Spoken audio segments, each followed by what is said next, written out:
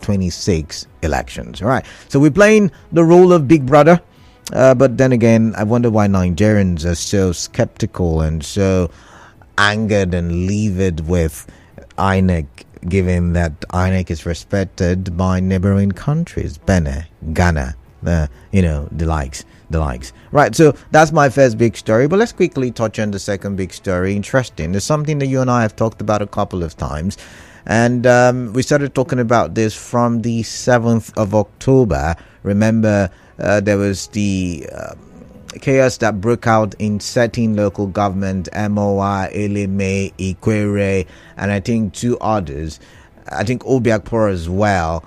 And it was as a result of the local government elections that were conducted by the State Independent Electoral Commission, RESEC. And, the talks about whether the elections were solid or not, legal or not. And then there were all of that. And ever since then, the police did visit at the time. Remember when the commissioner of police at the time was just redeployed to Rivers State? He had visited. We've seen a commission of inquiry set up and done the work. We've seen different things. But Ikwerre local government area seemingly still is held back by what transpired then, because the police still is barricading the council secretariat, we have been told, by the Ikwerre local government chairman. And I'm thinking, because after that statement by the police command here in River State saying, hey, it is because hoodlums were trying to take an advantage of, the critical situation at the time, we decided to deploy our men there. Today's what, 17th of December. They are seen and watching many years. Why has the police been so silent in more than 2 months about their continuous barricade of Ikwerre local government area? So how do I know there is still a barricade?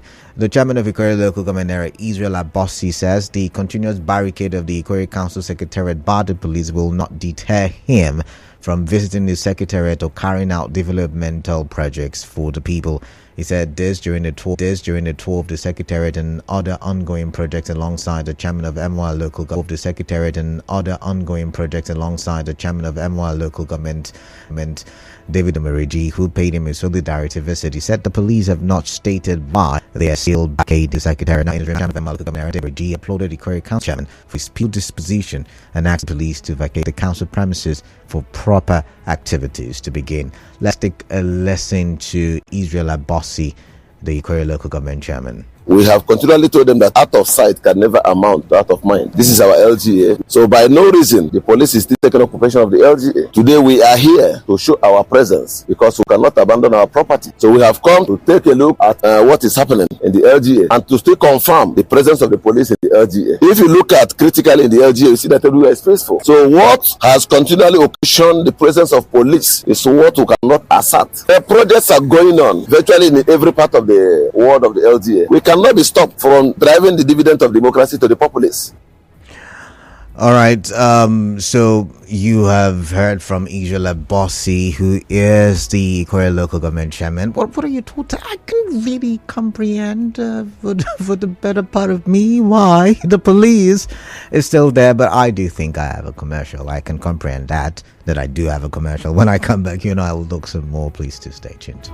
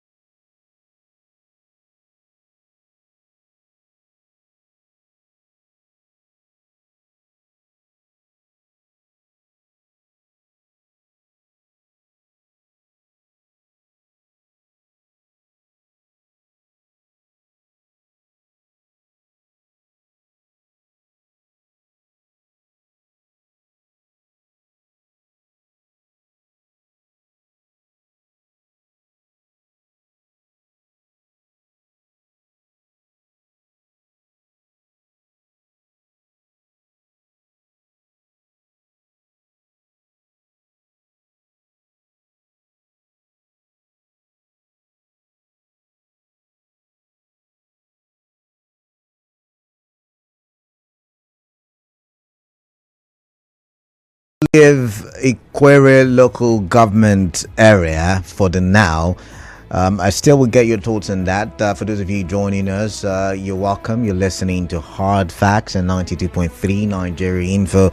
I am Kalada Kurubatibor, and my job is to bring forth conversations so that you and I can talk for development, irrespective of your political leanings, irrespective of your religious leanings, irrespective of where you come from. You and I should be able to have a conversation as humans, as adults, for the development of where we live and where we come from. All right, that being said, I've just talked about the first big story, Benin Republic, electoral officers, or is it the Electoral Commission, SENA, in Nigeria to learn how to conduct elections properly from INEC. So have we underrated INEC? That's a question I'm asking. Is it that we have the mentality in Nigeria that if it's not for us, then it should be for nobody? And as a result, because our preferred candidates did not win, we then said that elections were terrible and elections were bad. Then my second big story, I talked about the Ikwerre local government area where, it's crazy because the Secretariat is still under lock and key by the police, and the reason we don't know. We're hoping. I'm using this opportunity to get a response from the police. This is me trying to play my civic responsibility to ask the police to make a statement on this. However, I got to know that the local government is still under lock and key because Israel Abossi, the chairman of that local government, came out and said so.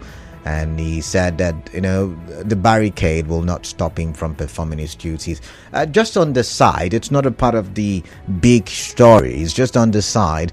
The people of Bori, I hope you're excited. I wonder, maybe I should put that as part of the conversation. I do not know. But I wanted, I also wanted to ask Opobo people if they were happy about, about the roads, the flyovers and all of that have been constructed by the River State government. I can see the ring road in full force. I passed through, some of it, on my way to the office today. The one along the Oibo Expressway, I can see it's moving real fast. The one along the East-West Road by Rimouski, I can see it's moving really fast. I could also say the same about the one at Ozoba. So very shortly, I don't know, maybe we'll talk about all of these things, how the constructions have affected or impacted the communities where these constructions were made. But for now, let's go to my third big story. My third big story, I know we're not talking about the Bori internal roads and we're not talking about Pub. I just thought about it and I thought I should mention it, but we're not talking about it. Now let's go to what we're talking about. My third big story has got to do with the festivities. So it's the end of the year. Yes, you may not be a Christian, or you may be a Christian, but you belong to the faction that does not celebrate Christmas. So I understand all of that. However, it's the end of the year, and there is the end of the year festivities, and people, will usually kill, the bird or a goat or a cow, just to, make the rice very delicious and share with friends and buy drinks and all of that. And usually there is so much cooking. There is large cooking at the end of every year. Growing up as a child, I would always be in the kitchen with my mom and never would forget. And it surprises me still. I don't know how to cook despite spending so much time. But the point I was trying to make was, growing up, it used to be a big deal, the parties at the end of the year. But I'm wondering right now what the situation is like, because I'm thinking, really, food inflation is now almost 40%, recorded about 39 point something percent, right? And what that means is the price of food has gone so high, astronomically high, that I can't help but wonder if Nigerians will be able to afford, food inflation, should I say, afford food prices. I also am aware that transportation prices have also increased because it also contributed largely to the current inflation rate. So why I've added these to my big stories for today is because I want to know. I want to know how you are, getting by. I want to know what is the situation for you in terms of going to the market to buy stuff for you and your family members. For those of you who have children, how you're going to be able to, do the whole Christmas thingy, buy Christmas clothes, make Christmas hair, given how expensive things are. And also to help maybe set an agenda or to help inform the River State government that if there is any such subsidy that can be done, should be done for Rivers people. Once again, I do understand that there is the discount market that the River State government is doing through the Ministry of Commerce and Industry. I understand that part, but what do you think, in your opinion, the River State government can do? We just don't talk. We just don't talk politics and argue who's right and who's wrong. I mean, that's part of it. But we also look at issues like this, economic issues, your welfare, my welfare, everybody's welfare. We talked about civil servants sometime last week as to whether there should be, the Christmas bonus, and not just a Christmas bonus, but an increase to the Christmas bonus from what we saw last year. So we're pushing the conversation a notch higher, and this time we're coming to the entire River State and to ask the question, because some people have had their salaries increased via minimum wage, but is it still enough? Can they still be able to afford? Because as the salaries are growing, inflation has also grown. It's now, food inflation is now almost 40%, and by the time December is over, it may have crossed 40%. So currently it may have crossed 40%, but we don't have the data yet. So the question in my head is, how are people getting by, and what can the government do to help the people get by? And that's where you come in, because remember, the government is for the people, by the people, and of the people. And so it's all about the people. And some of you say I'm man of the people, so I talk for the people. Well, let's go to the phone lines now. It's been such a day for me, not such, but it's been such a day, I should mention. But let's go to the phone line. 0817 923 0002, 0817 923 0003, 0817 923 0007. Now, just to mention, the federal government, remember, put some kind of subsidy or palliative on transportation. It looks like what they did last year, but do you have any? What do you think will be the impact? Train services will be free from, I think from this, is it today's what? I think from the 20th. So train transportation will be free. Maybe they would also go back to the bus subsidy they did sometime last year, towards the end of the last year as well. How impactful do you think that will be? And do you think it's something the local government chairman, do you think the state government can also emulate, for the better, the betterment of what's it called now, the end of year festivities? All right, I'm going to the phone lines. I've got Isaiah George from Buguma. Isaiah, welcome. What is on your mind? I'd like to hear from you. Yes, Kalada, good day. Compliments of the season. Compliments of the season. Are you with me? I can hear you. Go ahead. Your time starts now. Yes, when you ask, maybe there is something the police know that we don't know. My brother, I am not comfortable with that very statement from you. Because as long as this sun shines, there is no evil thing. There is nothing that is happening there that we don't know. The police is just serving the interest of one single individual. That is just what you see there. You can't tell me that they have your show. I don't know. Sometimes I don't understand your pronouncement. Is it hot fat or hard fat?